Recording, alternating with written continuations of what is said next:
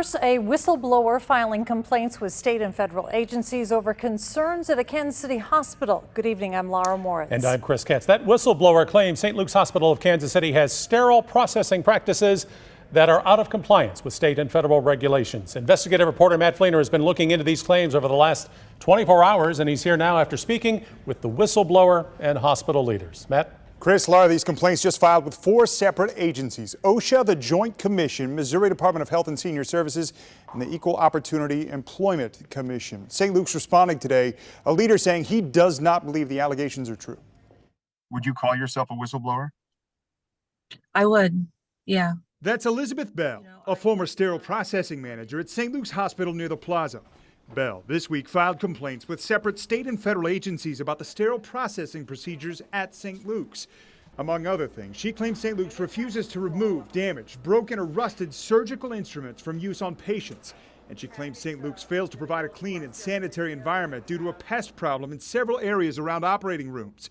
She provided KBC9 Investigates images of a bug in the sterile storage area, a roach near the operating room, and instruments with rust on them. As I'm speaking up, I'm taking a huge risk.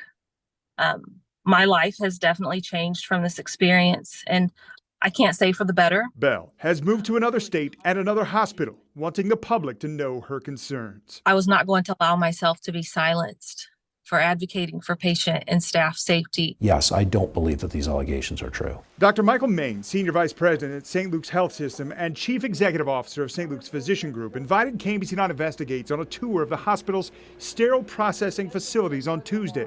His staff showing the 14-step process to sterilize and clean instruments. He says the hospital has multiple checks and balances to prevent any damaged or unsanitary instrument from use on patients.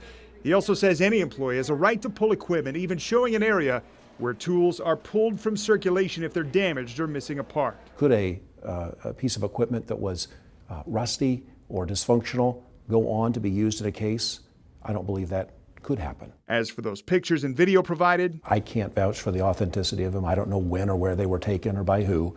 What I can tell you, and what we have, I think, shown you today, is the processes that we have in place, very rigorous processes that comply and meet or exceed the highest standards. As I speak up, I'm not only speaking up for myself, but for others too. Meanwhile, Bell says everything she provided is accurate and wanted to come forward. I would say I don't regret anything that I have done or anything that I will continue to do in my career to do what's right.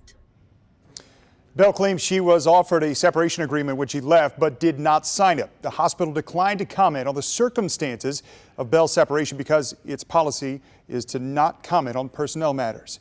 If you have any other tips on this story, we would love to hear them. Email us at investigates@kmbc.com.